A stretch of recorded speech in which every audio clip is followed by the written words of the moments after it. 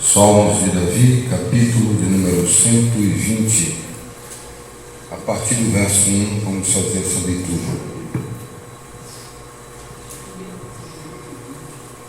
Na minha angústia, clamo ao Senhor e Ele me ouve.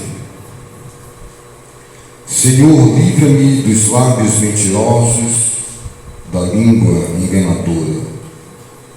O que lhe será dado ou o que lhe será acrescentado, ó língua enganadora?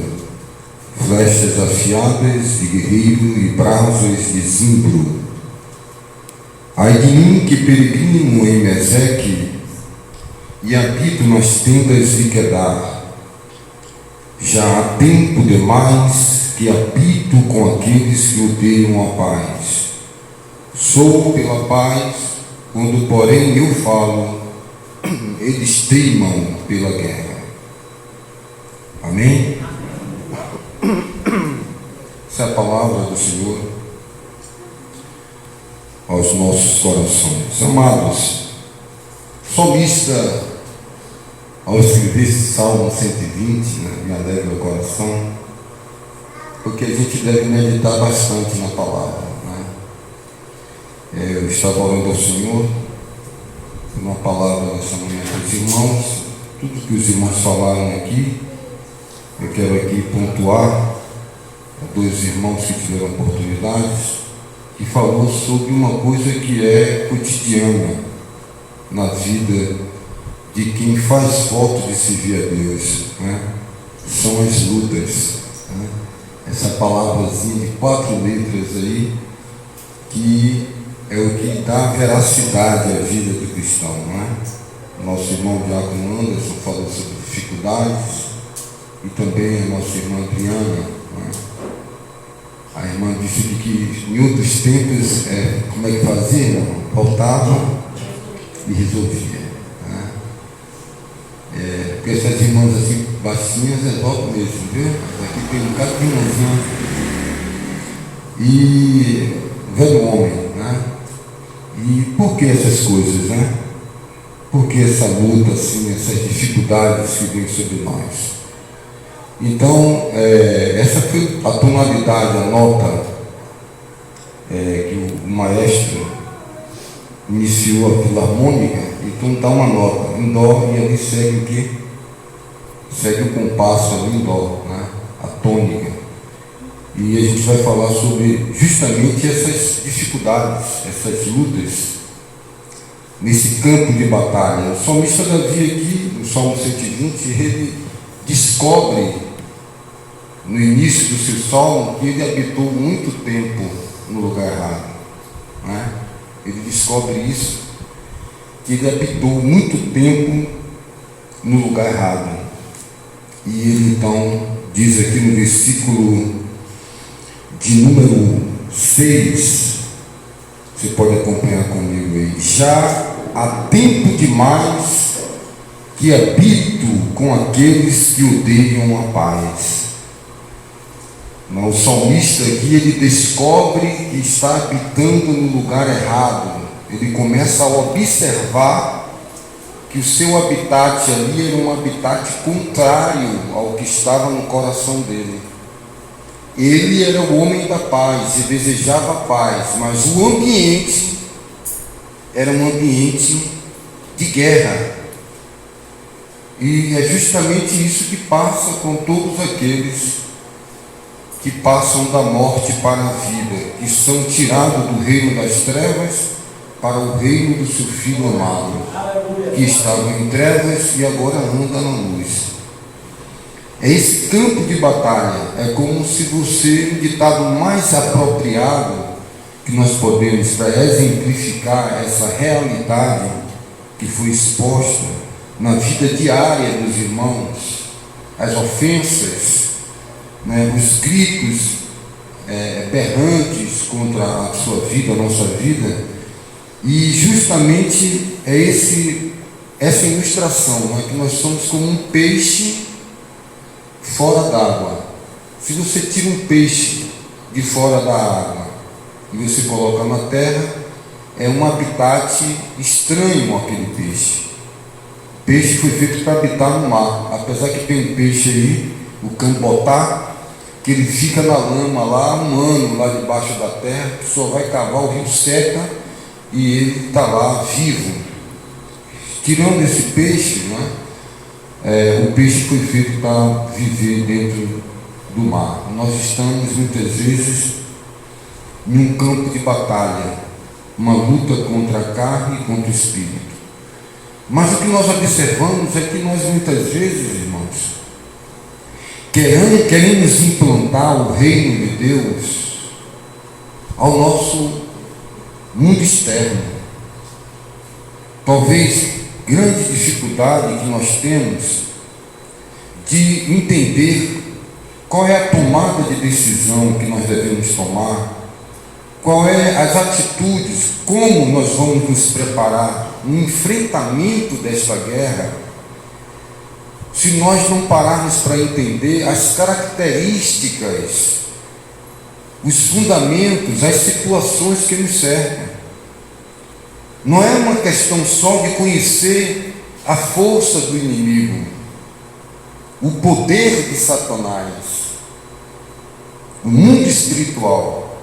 Não é somente compreender que a nossa luta não é contra a carne nem contra o sangue, mas é também entender essas características de que o mundo onde nós estamos, e nós estamos habitando, porque nós éramos do mundo e vivíamos como do mundo.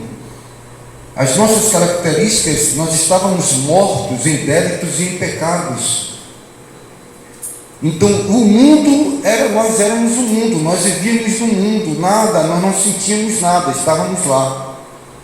Mas de repente há um novo nascimento. De repente, a escama dos nossos olhos são tiradas. E nós passamos da morte para a vida.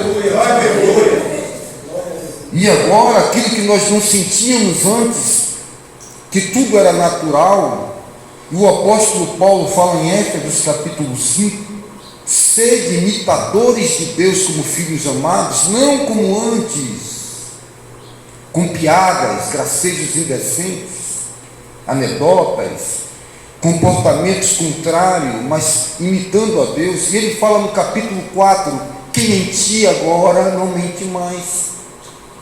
Quem roubava agora não rouba mais. Então é ladrão com ladrão, mentiroso com mentiroso, tudo legal, tudo junto, tudo trevas.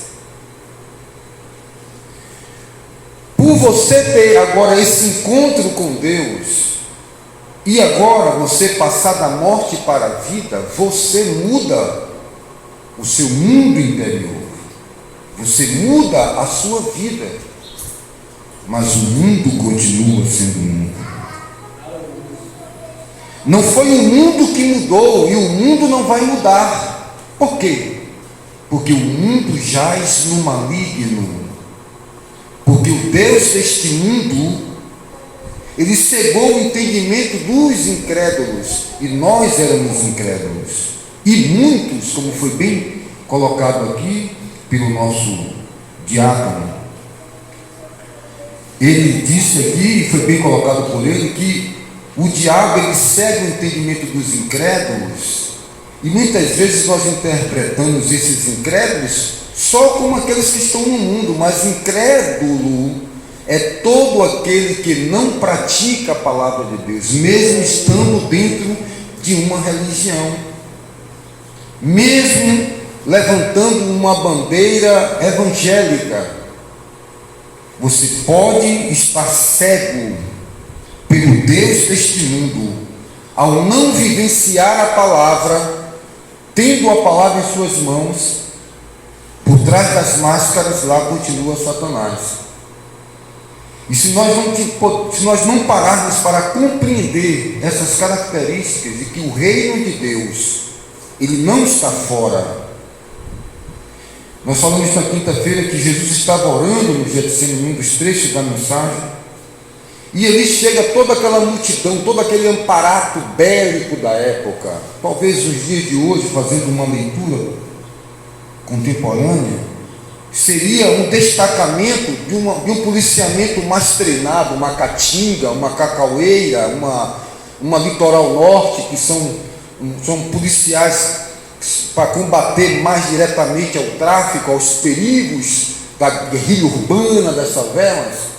E esse destacamento, né, uma PE, uma polícia do exército, uma tropa de elite, seria esse destacamento que estaria indo buscar quem? Aqueles que eram tidos como vândalos, né?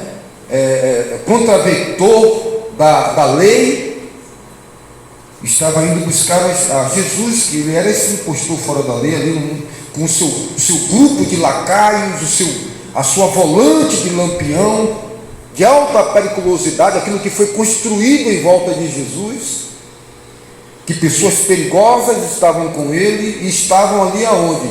No ermo ali, em uma mata, em uma zona rural, em um monte escondido, em uma loca, em uma caverna. E esse destacamento foi com todo tipo de armas poderosas da época. E quando Jesus ao longe vê aquela claridade daqueles tocos de madeira, porque não havia lanternas, hoje seriam lanternas militares, holofotes, tudo para clarear, iluminar, helicóptero, todo um destacamento. E foi daquela época o que eles tinham de tecnologia para prender aqueles lacaios bandidos do sistema contra as ordens do momento. E ali, quando Jesus vê a claridade de longe, ele olhando, ele diz: olha, levantem vocês e vamos caminhando aí, porque é chegado aí agora o príncipe deste mundo, não há nada dele em mim. Então não há união da luz com as trevas, não há nenhuma sincronia entre Cristo e Belial, unidade. Então esse reino de Deus, ele está implantado dentro de você, ele não vem com aparências externas, você não tem como mudar. O sistema do mundo é esse aí. Você viu a abertura das Olimpíadas? Hoje nós temos uma claridade espiritual, uma clarividência, um aprofundamento que nós conseguimos observar a abertura das Olimpíadas e diagnosticar o grau de demonismo, de adoração a Satanás, escancarada em todas as televisões do mundo, onde muitas casas se tornou um altar, onde ali foi invocado o Deus desta geração, que vem encabeçando o primeiro cavalo de Apocalipse, são outro assunto, que é o Deus Dionísio, o Deus do hedonismo, do bacanal, da prostituição, da glutonaria, da bebedice, toda a abertura. E alguém me disse: você vê que Olimpíadas diferente? Eu disse: não, todas as Olimpíadas, todas as Copas sempre tiveram, através dos grandes dominadores deste mundo, adoração e espetáculo aos seus deuses. Nós estávamos em um grau espiritual aquém de compreender essas coisas. Então não é que as coisas não são demônios, não são idolatrias, não é que elas nunca foram, sempre foram, mas nós estamos de repente diante de nossa busca, diante de nossa evolução, de nossa maturidade, diagnosticando e conseguindo ver o que antes não tínhamos. Talvez uma maturidade, muitos não tinham um entendimento, e muitas pessoas que assistiram ali achou algo normal. Alguém chegou a comentar em algumas redes sociais: mas você vê que besteira, que palhaçada, né? Uma coisa sem nexo, sabe, umas besteira, Lady Gaga, não sei quem, achou que foi algo assim, infantil, inocente, bobo, sem nenhuma atração intelectual, ou dentro do esporte do que é as Olimpíadas. Mas quem tem entendimento viu ali a manifestação de vários cultos a vários deuses e de um alto grau de ocultismo. Então sempre o mundo foi isso, amados. Nós não temos como, se nós ficarmos Toda vez que você passa uma luta, uma dificuldade, você se retrai, você se abate, porque todas essas coisas vêm em um sistema de guerra espiritual para retardar ou para bloquear você em não dar continuidade ao seu crescimento, à sua evolução espiritual. Essa é a característica do mundo. O mundo jaz do maligno, o mundo vai continuar sendo o mundo. Quando a pessoa chega e diz, Muritiba é do Senhor Jesus, não é. Quem é do Senhor Jesus são aqueles que hão de ser salvos em aceitar a Jesus. O Brasil é do Senhor Jesus Cristo, a América do Sul é do Senhor Jesus Cristo. Não, no dia do juízo final, as nações irão ser queimadas pelo fogo da ira de Deus. É o que nos diz as profecias de Gênesis e Apocalipse. As nações trabalham para o fogo, mas os salvos, esses são do Senhor. Aqueles que abraçam a fé em Cristo, que se arrependem dos seus pecados. Então, por enquanto que nós ficarmos tentando mudar o sistema do mundo, o mundo é isso aí, irmãos. A palavra de Deus, ela não pode cair em descrédito, e Deus não vai passar por mentiroso. Passará o céu e a terra, mas as palavras do Senhor, elas não passarão. Você não vai ver aqui Paulo, Pedro, aqueles homens do início da fé cristã, na fundação da igreja, ali a igreja primitiva. Você não vai ver Paulo muitas vezes sendo chicoteado, outros irmãos sendo decapitados.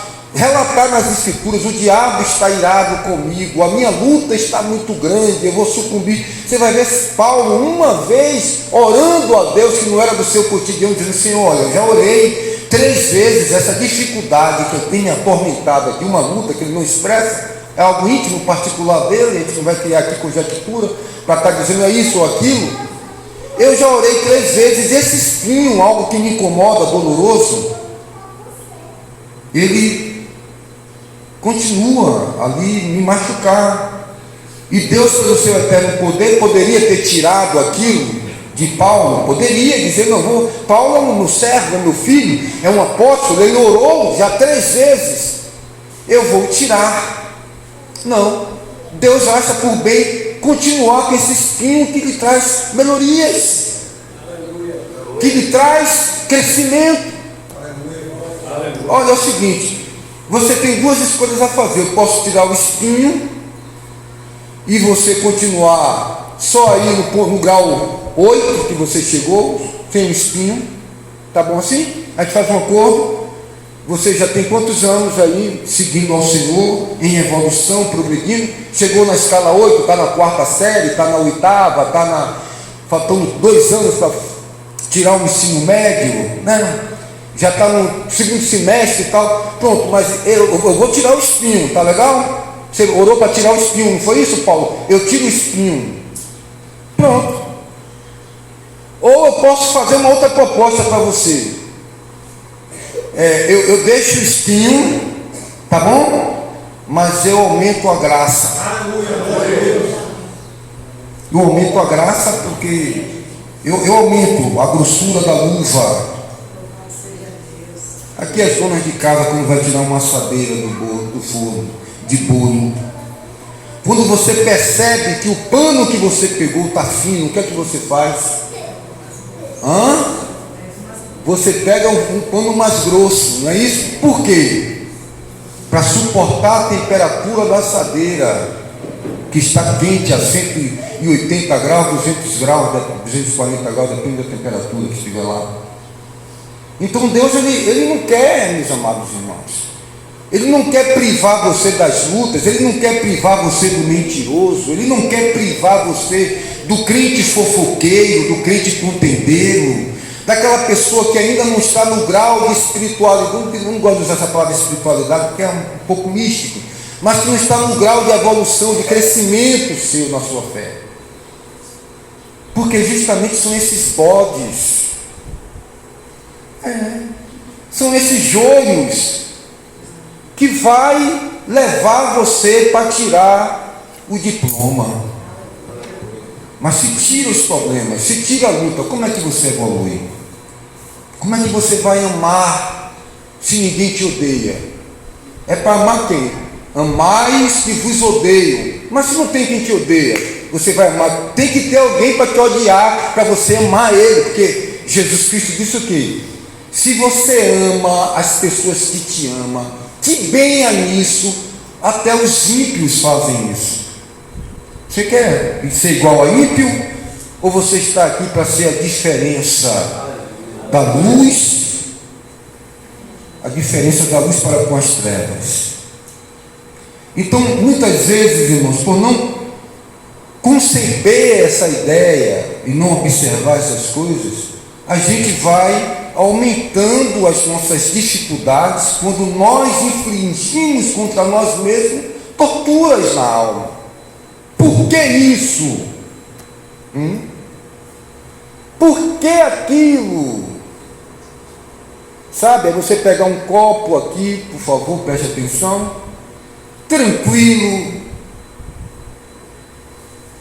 estável, e parece que eu estou de repente com mal de Alzheimer, alguma coisa desse tipo, o mal de Parkinson, e fica tremendo a mão. O que é que vai acontecer, irmãos? Quem está fazendo essas águas turbulentas? É o mundo? Não, às vezes não é nem o mundo, é você que se desestabilizou emocionalmente, psicologicamente, espiritualmente. Muitas vezes você está enaltecendo o poder do inimigo. Obviamente que o inimigo está aí. E Paulo disse: olha, eu não faço vistas grossas para essa astúcia de Satanás, e vos advirto sobre a astúcia dele. O poder das trevas está aí, mas a minha graça te basta. Por quê? Porque o meu poder se aperfeiçoa na fraqueza. Essa fraqueza é importante.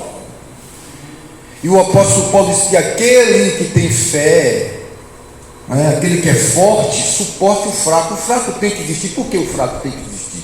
Porque você não nasceu forte. Quando você entrou na graça do Evangelho, já existiam pessoas que estavam lá adiante de você e teve que suportar as suas meninices. Alguém um dia teve que limpar e trocar suas fraldas, meu filho. E agora você não quer trocar as fraldas dos bebês infantes? Tudo bem que existem eternas crianças. Paulo disse: eu era menino, falava como menino, mas quando cresci, me tornei adulto. Não deixa as coisas de menino, mas existem os Peter Pans da vida, os eternos meninos, que não crescem, não evoluem. O que vou fazer? Eu preciso ter a minha tomada de decisão. Amados, esse Salmo 120 foi um salmo que foi escrito e ele era cantado. Os irmãos ali, a nação de Israel, quando eles iam em direção a Jerusalém, eles eram de outras regiões ali, habitavam em Jericó, Palestina, Galiléia, todas aquelas regiões ali, que eram regiões baixas do nível do mar.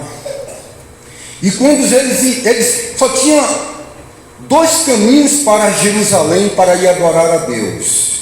Um era as terras de Samaria, terra de Sincar, que toda a nação de Israel, nós sabemos, lá em João capítulo 4, que era um caminho até mais fácil, mais arejado, mais fresco, mas eles evitavam esse caminho mais fácil, para não falar com os samaritanos, por causa dessa contenda religiosa que havia ali, histórica. Então eles iam pelo caminho de Jericó. Esse caminho justamente de Jericó para Jerusalém, Jericó ficava a 365 metros abaixo do nível do mar. Ou seja, aqui está o nível do mar, Jericó ficava lá embaixo, a 365 metros abaixo do nível do mar. E quando eles saíam daquelas regiões ali, para ir para Jerusalém adorar a Deus, Jerusalém estava justamente ali para ir adorar a Deus, a 730 metros acima do nível do mar. Jericó lá embaixo, distante, e Jerusalém lá em cima. Então, um cântico de degraus, eles iam subindo, e eles cantavam subindo.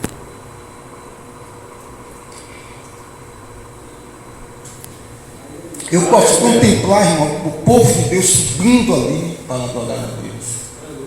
São Salmo, se não me falha a memória, Cântico de Degraus. E eles iam memorizando as suas lutas, irmãos.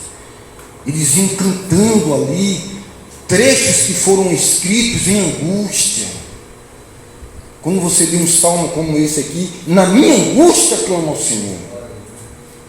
Que as pessoas, irmãos, estão vivendo uma vida tão supérflua, tão vazias, que lê a palavra de Deus como um texto de um gibi.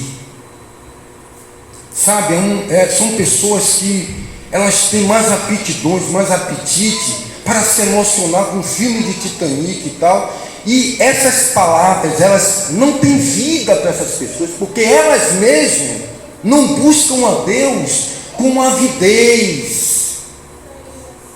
Quando o nosso Todo-Poderoso Deus diz que o ministério da impiedade virá sobre todos aqueles que não amaram a Deus, que não amam a Deus de toda a verdade, todos aqueles que não amaram ao Senhor, todos aqueles que não amaram a verdade, amaram a verdade, serão enganados por todo tipo de sortilégios, de enganadores, falsos profetas. E quando a gente não lê as Escrituras com o coração aberto, faça isso, por favor. Venha para o Pai, venha para uma vida de leitura da palavra, deixando de lado suas preocupações, seus problemas. Deixe o mundo lá, porque o mundo é mundo. O mundo tem como ordem de encabeçamento Satanás. Não tem nada a ver com você, você está em outra esfera. Você está no mundo, mas você não é do mundo. Você é um cidadão do céu. Aquele que te sustenta e que te alimenta, o fio da meada, não é um sistema do velho homem, é uma fonte de água viva que agora jorra e te impulsiona para a vida eterna, Jesus Cristo. E eles iam então cantando cânticos de degraus, que eram 15 ou era 20 salmos. E quando chega aqui no versículo 5, o salmista ele exclama, ele começa a diagnosticar toda a sua situação, ele começa a ler essas características, que ele estava habitando em um lugar errado. Nós estamos no mundo, nosso corpo físico, nós estamos no mundo. Olha só o que descreveu aqui os nossos irmãos, no seu cotidiano de trabalho, estava lá trabalhando, vem lá o filho das trevas, que nós éramos filhos das trevas, tínhamos comportamento quando não idêntico, pior. Às vezes nós estamos se queixando, a gente diz assim, eu voltaria e faria e tomaria uma atitude, ou eu poderia ter ido de encontro àquele camarada lá naquele carro, e às vezes a gente está condenando no outro o que nós superávamos e fazíamos pior quando estávamos no mundo. Quando Pedro disse, não esquecendo dos vossos antigos pecados, enquanto alguém está ali tomando 12 ou 13 garrafas de bebida, e você acha impossível Jesus salvar ela, quando você tomava 3, 4 engradados e Deus te salvou. Nós muitas vezes damos impotência a Deus em relação à salvação de almas. Era assim, você era pior. Você reclama do camarada que está com o som lá alto e tal, e você se esqueceu que você foi morada de demônios, que se não fizesse igual era pior.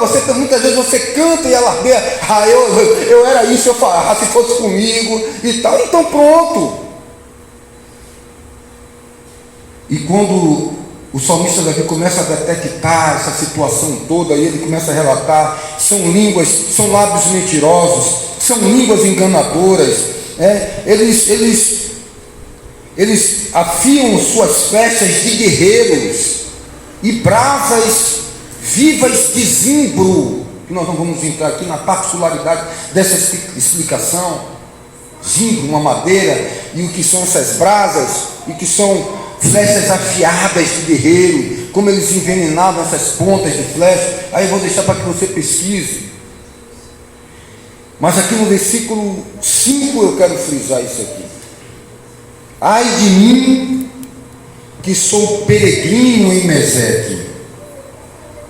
Ai de mim que sou peregrino em Meseque e habito nas tendas de Quedar.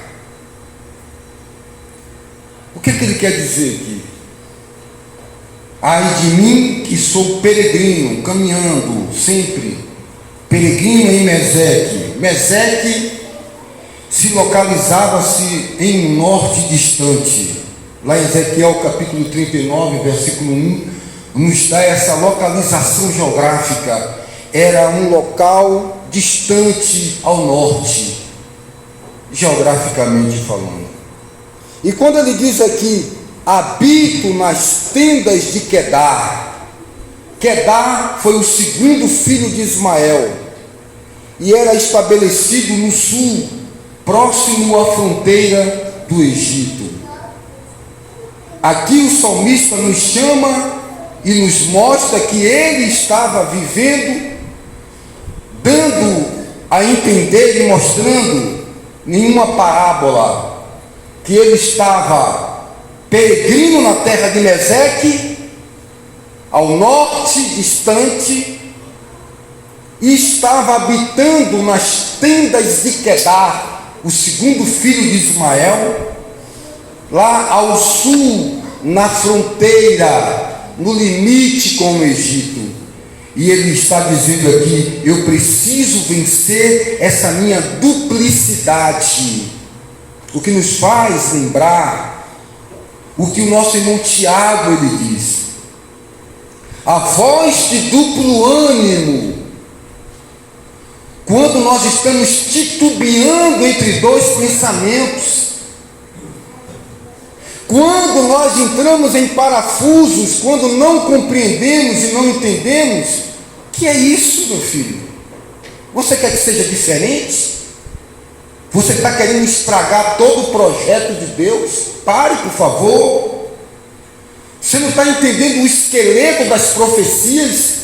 E agora, em você, vai ter que desestruturar tudo isso de 4, 3 mil anos de sofrimento, de luta, desde Gênesis, de quando Deus pega o primeiro animal e sacrifica para cobrir a nudez de Adão e Eva, toda uma estrutura, todo o sacrifício dos profetas, dos patriarcas, e tem agora que ser tudo isso desinstituído, porque você não está compreendendo que Deus tem um projeto, e esse projeto vai vir até o final. Que esse projeto você passa a compreendê-lo, irmã Adriana, quando você exclama o último texto de Apocalipse, Maranata. Quando você entra no Maranata, essas coisas começam a se dissolver. Não que elas parem de existir, irmã Laura, elas vão continuar existindo, mas ela perde o poder do efeito contra você, porque você está agora todo incluso em Cristo, em uma outra esfera de vida, em uma outra tecnologia de vida. Você está ligado no Espírito do Pai e passa a olhar o mundo em uma cosmovisão, em uma ótica em Cristo. É isso, sempre foi isso e vai ser isso. Jesus não nos enganou, fizeram comigo isso e farão com vocês. Quer que ele seja mentiroso? Você não entendeu a vida de Cristo? Ele estava no campo minado, ele estava numa guerra, ele estava no mundo. O mundo é treva, o mundo é isso, mas em Cristo temos o Paráclito divino, o Consolador, que nos fortalece, o que nos guia. Eu habito nas tendas de Quedar. Eu preciso sair disso aqui. Eu preciso sair dessa duplicidade. Eu estou entre as extremidades geográficas.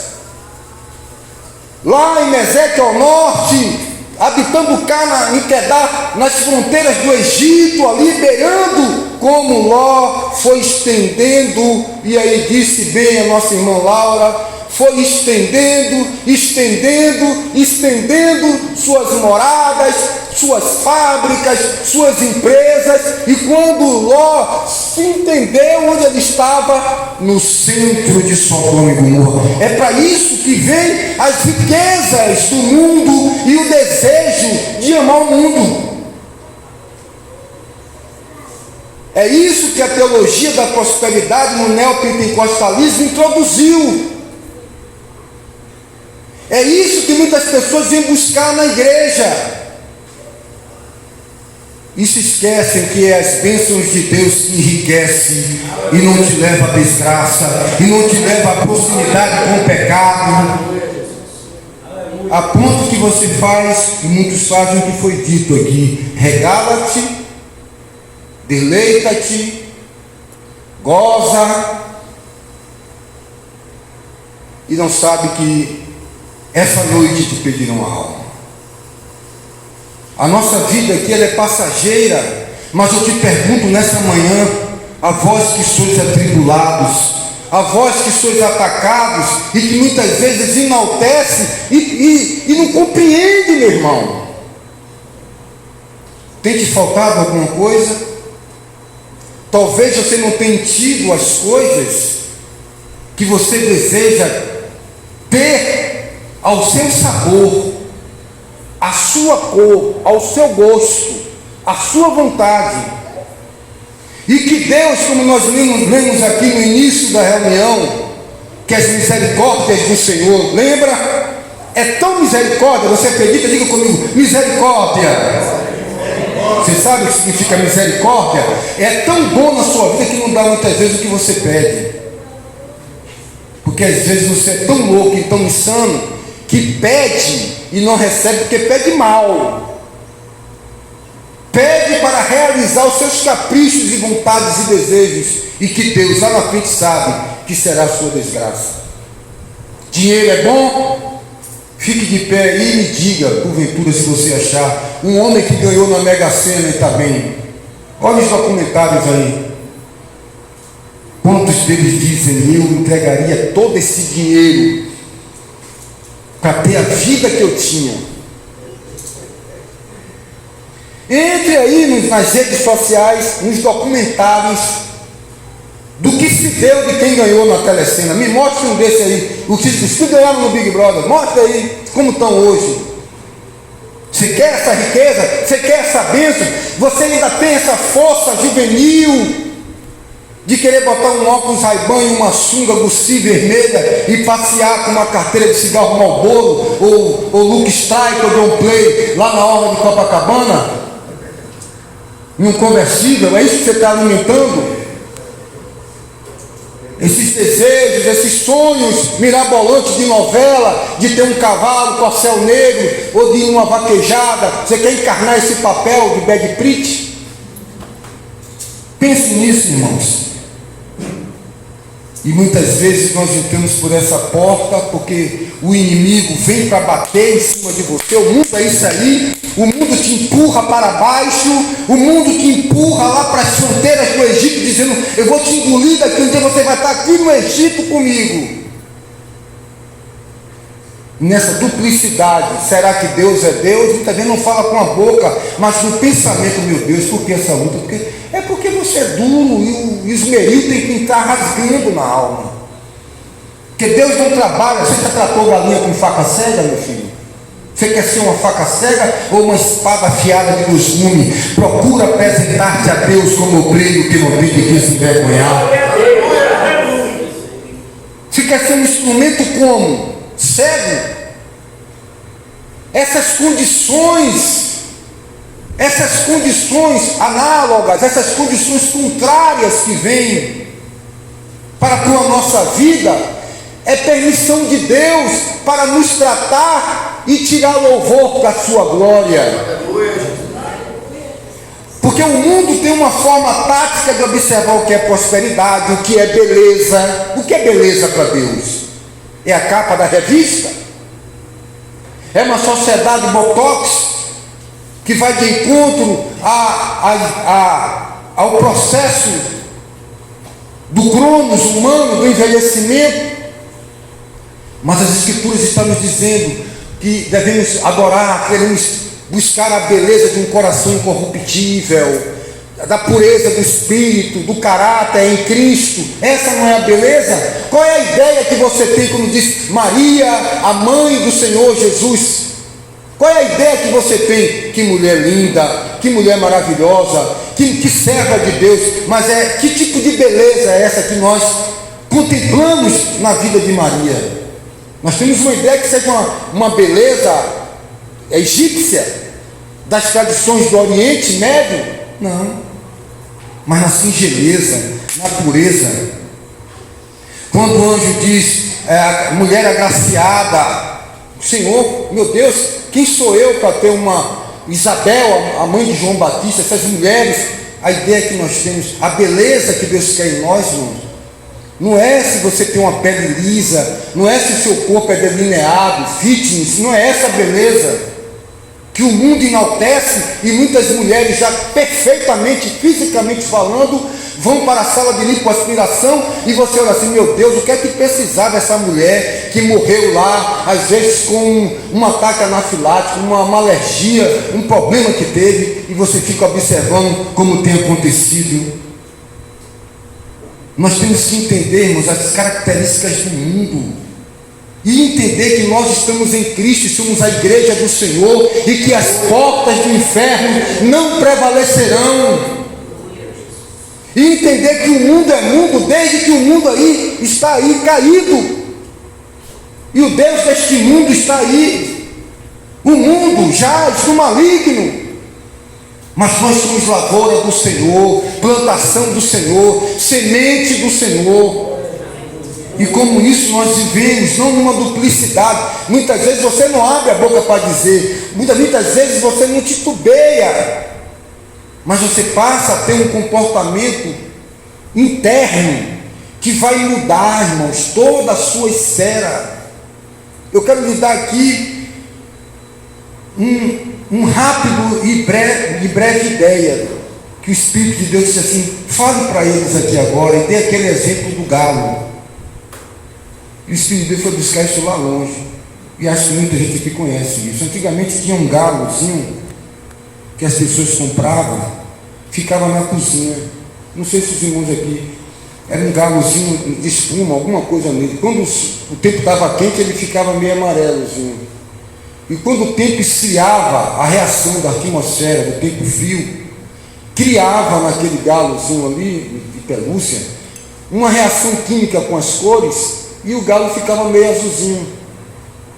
E as pessoas antigas colocavam isso na cozinha, e qualquer momento que o ar frio, a umidade do ar, tipo um termômetro, pode ser também, está lá um termômetrozinho, aqueceu o mercúriozinho ali no termômetro, sobe. É assim, irmão? Esfria, o que acontece?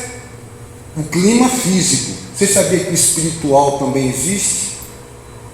Que quando você começa a pensar porcaria, a esfera do ambiente muda, e os demônios sabem que você está pensando em coisas negativas, porque não é um ser espiritual, e se teus olhos forem trevas, todo o teu corpo fica tenebroso. Um pensamento, pensar nas coisas que são de cima, pensar no que é puro. E quando você materializa no pensamento um problema, ele passa a ser realizável e a ser realizado no mundo físico. E é isso que Napoleão Hill, os maçons e a magia negra e o ocultismo e a Rosa Cruz prega e apregoa, porque sabe que Salomão falou certo quando ele disse, aquilo que o homem pensa ser, isso ele é. O pensamento materializa, e todo grande estudioso da cabala ou da numerologia bíblica sabe disso, e que são livros ocultos e apócrifos, como a costela de Adão, escrito, como eles dizem, por Salomão.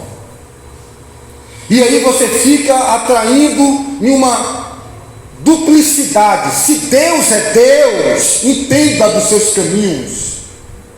Entenda que você é mais do que vencedor. Entenda que é de glória em glória que o Senhor te sustenta e te amou da sua imagem e semelhança. Mas não fica oscilando entre Meseque e as tendas de Quedar.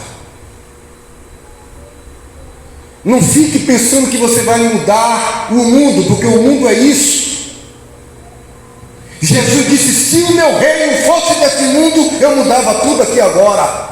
Mas o meu reino não é desse mundo. Você quer converter o diabo, converter o mundo e Deus sair de mentiroso? Porque estão dizendo aí, batendo no ateísmo, que vai vir um ET de não sei de onde, que vai vir uma cidade de não sei de onde. Eu não quero saber de nada disso. Eu quero saber do que está revelado na palavra. Se tem, se não tem, Deus não quis dizer para nós.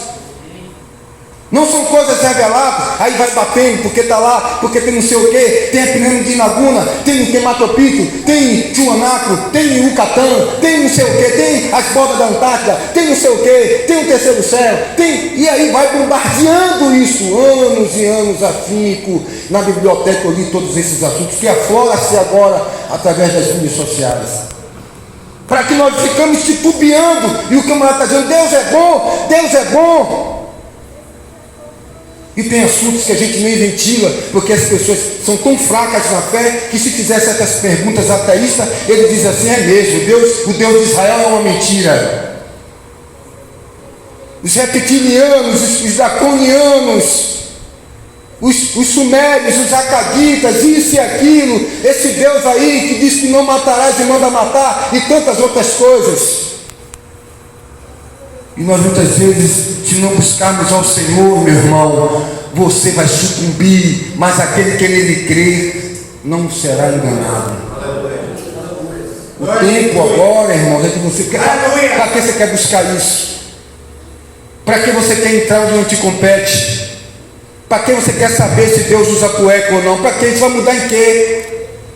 Por que você quer? É como se Deus chegasse e dissesse assim: ó, irmã Suede, eu vou lhe dar aqui agora, ó, irmã Suede, todo o meu poder.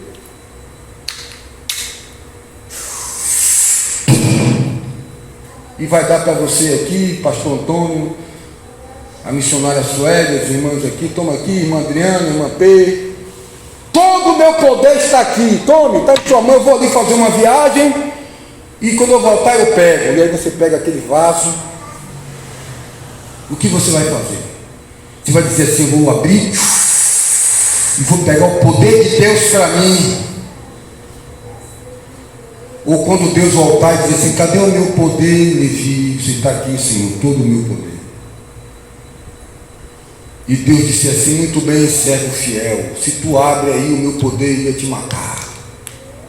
Por que você quer saber das coisas que Deus não deixou na palavra, abrindo porta para o inimigo ficar lá te batendo? Se conserve, irmão, naquilo que Deus tem para nós, irmãos. Não me ocupo de coisas grandes, disse o salmista, mas como uma criança desmamada, tenho sossegado a minha alma no leito da mãe. Qual é o cotidiano da vida? Ei, daqui para amanhã, daqui a 10, 15 dias, daqui a 10 minutos, que um minuto para Deus é 10 anos, irmão Cléo. 10 anos. 10 anos é 10 dias, 10 segundos. E aí às vezes a gente fica: meu Deus, como é que vai ser, irmão Cleusa? Como é que vai ser isso? 10 dias, 10 minutos, 10 anos para Deus. Você tem quantos anos? 50, conta de 1 até 50. 50 segundos para Deus. Ele olha para você e fala: é uma criança, eu te entendo. Você está aí a 10 segundos, eu sou eterno, não tenho tempo. E às vezes a gente, como foi dito aqui pela nossa irmã Laura, você pensa que vai viver 100 anos cheio de projetos e está esquecendo daquilo que Deus colocou em sua mão. As mínimas coisas é ter o nome escrito no livro da vida. Isso que é o que nós precisamos compreender. Abrir-se os livros. Quem não foi achado escrito no livro da vida foi lançado no lago de fogo. Meu Deus, o que é que eu persigo? Você quer ter o nome aonde? No livro do mundo. Qual é o livro do mundo? O Guinness Book. Eu vou botar meu nome lá. Como é que eu faço? Nenhum homem nunca tomou um banho na Antártida, 200 graus abaixo de zero. O cara faz de tudo, chega lá, se joga perto de dar uma hipotermia e morrer. Pega um cabo de aço, amarra de um prédio ao outro em Nova York, vem andando ali, ameaçando para ter um nome lá. Vaidade, meu nome está no livro Guinness. Todo ano sai um livro desse. Está no almanaque, irmãos. Alegrai-vos porque os vossos nomes estão escritos no livro da vida. Eu sei que é difícil, eu sei que é luta, eu sei que é problema, eu sei que é ataque do inimigo, mas que bom! Isso significa que você está do lado de lá. Aleluia. você não está nas trevas, que você está no mundo da luz. Quer que acabe as lutas? Pare de orar, pare de jejuar, pare de buscar Deus, pare de vir para a igreja. O diabo diz: pronto, deixa ele quieto aí, porque se perseguir ele começa a fazer campanha, ele começa a orar de madrugada. Deixa esse bicho quieto aí. E aí você vai se acomodando. Minha vida está uma maravilha, eu tenho medo disso. Termômetro do crente sempre foi aflição. No mundo tereis aflições, mas Deus está lá, ó, tome-lhe lenha, venha com fogo, tome-lhe lenha, tome-lhe aquecimento. Vá, tá, oh Deus, eu peguei ali na assadeira quente, venha minha filha, tome uma luva aí, então bota aí, uma térmica, receba graça, receba vida. E você vai levantando, irmão, vai. Ou aí chega um momento, você já perdoa, você já ama, você já entende que essa criança está de fralda, é criança, vai fazer cocô nas calças, é dela, pronto, o forte suporta o fraco, passa para cima, a sua luta está numa esfera maior, seus problemas não são esses cotidianos da vida. Por quê, pastor? Porque o reino de Deus está dentro de você. E se o reino de Deus está dentro de você, essa esfera ao seu redor será o reino de Deus. Sei que tem as dificuldades, tem os momentos que a gente perde a cabeça, titubeia, é humano. Jesus fez umas horários, isso não vai também dizer assim, tem que ser essa tomada de decisão sempre umas horários, foi uma vez só, ele é humano, físico, teve sede, necessidades, zelo pela casa de Deus. Não se deixe o sol se pôr sobre a sua ira. Pronto, mirei, disse, mas não pequei. Fiquei nervoso, fiquei irado. Soltou uma palavra de baixo calão, teve um problema, se arrependa. Não durma de valete. Não leve para o coração. Foi aquele momento ali, sanou, acabou. Perdoe sem ninguém precisar lhe pedir perdão. Nós vamos encerrar essa mensagem fazendo uma pergunta. O pai do filho pródigo só passou a amar o filho quando soube que ele ia voltar e ia pedir perdão. Foi assim? Qual o choque que você sente dessa pergunta? Quem ama em todo o tempo, meu filho. Se você espera as pessoas te pedirem perdão, você é o mais fraco de todos os homens. Você já pensou se Jesus esperasse você pedir perdão para subir para a cruz e morrer por você? Como teria a palavra me perdoe sem Jesus morrer na cruz para poder conceder? Este é o sangue derramado na cruz para a remissão dos pecados. Anteceda. Não veja uma obra inacabada, joga no mato, aí depois alguém lá lixa, pinta, oh que bonito. Alguém passava aqui nesse terreno dizendo, não presta para nada, isso aí, tem uma quina dessa aí, ninguém queria. Mas alguém pode passar, olhar e dizer assim, tem uma coisa bela aí na sua vida, Ney.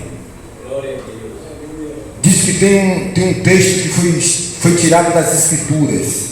Eles dizem que esse texto é apócrifo, mas eu vou usar ele como uma ilustração. Alguns textos antigos dizem que ia passando os discípulos com Jesus e olharam e viram um cachorro morto, uma arcada dentária toda aberta, podre e apodrecendo. Alguns discípulos olharam e disseram, que cachorro velho, morto, podre, rabugento. E Jesus olhou para o cachorro e disse, que dentes lindos. Nós pegamos aqui no ciclo de oração que um coração mau tira coisas maus.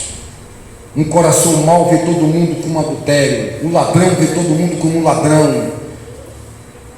Cada um vê o mundo a partir do reino de Deus que está dentro dele. Se as pessoas que são enviadas para o seu convívio, se as pessoas que estão no seu trabalho, se as pessoas que estão ao seu redor, você não tem uma visão além, à frente do seu tempo, e não vê com os olhares espirituais, você vai ver só um Pedro, você vai ver só um Antônio, você vai ver só um Flávio. Mas se você está em Cristo, você não vai ver uma Madalena prostituta dizendo, se esse homem fosse de Deus, saberia que isso aí é uma vagabunda, é uma prostituta lá do bordel. Ia olhar, ia dizer, diga aquele ventilador ali que está dando culpa. Ia olhar e ia dizer, Essa mulher é uma adoradora. Enquanto todos os religiosos viam aquela mulher como uma prostituta, Jesus dizia: deixa ela em paz, porque arrasou em vossos corações e os vossos pensamentos. Alguém pode saber o que você está pensando. Você sabia disso, meu filho? Você não tem medo de ir até alguém que ora, que tem discernimento com esses pensamentos? Você abraça, mas no fundo você diz: é um ladrão, você é um mentiroso, eu não gosto dele. Você sabia que você transmite? Você sabe que a coisa mais importante que existe são as terminações nervosas? Você sabe porque as escrituras dizem que não devo colocar a mão precipitadamente sobre a cabeça de ninguém? Se acha que é só porque botou a mão uma coisa assim inocente? Você sabe que uma pessoa maligna lhe dando um copo, as terminações nervosas transmite, sabe, o vortex do coração ali pelas mãos ali. Você sabe porque o diabo bota o rei, que você pensa que aquilo ali não cura? Não cura, o diabo cura. Você sabe da energia do corpo do ser humano? Porque as escrituras nos dão ensinamento sobre isso. E ali uma pessoa maligna ali vai botar todo o ódio, vai comer uma comida num restaurante que só pensa em fazer comida para ganhar dinheiro. Tudo bonito lá, você come uma comida sem gosto, tudo bonito, lindo, aquela mesa toda arrumada, mas é só no financeiro. Mas você vai lá naquele lugarzinho, naquela cabanazinha, que comida boa, é caseira? É caseira não, porque não foi feito em casa, foi feito aqui no restaurante, mas é o amor. Como alguém quando está fazendo lá uma coisa, alguém mete a mão ali, desanda o angu. Alguém está ali carregado ali e vai, mexe na panela, desanda, porque, negatividade, amargura, entra dentro de uma casa, mata tudo. Então, irmãos, que nós possamos estar centrados na nossa vida diária. Que nós possamos entender que eu não posso estar oscilando entre Meseque e as tendas de Quedar. Que eu preciso estar no meio disso tudo em Cristo. Positivo a palavra dos irmãos. A irmã viu aqui, eu poderia ter voltado e resolvido tudo. Poderia ter levantado a mão e ter amaldiçoado aquelas 40 crianças e o urso poderia vir comê-las. Mas numa visão do Antigo Testamento, na nova aliança, uma fonte que dá água doce não pode dar água amarga. Não pode ter duas naturezas. Não pode estar entre Quedar e entre Meseque. Duplicidade. Você é de Deus. Você é do amor. Mas humanamente vem uns pensamentos assim que dá vontade de mandar matar esse sujeito. O cara estuprou, cortou perna. Aí você se sente bonzinho. Eu só fumei na minha vida meia carteira de cigarro todo. Porque esse cara aí fuma um caminhão. É demônio também. Tudo é. Tudo encerrado debaixo do pecado. Se desse mais um tempinho, você não ia fumar, você ia mastigar e engolir o fumo. Então, irmãos, Deus, Ele sabe de tudo. E nós estamos em Cristo e somos de Deus. Amém? Feche seus olhos, eu quero orar pela sua vida. Em nome do Senhor e Salvador Jesus Cristo.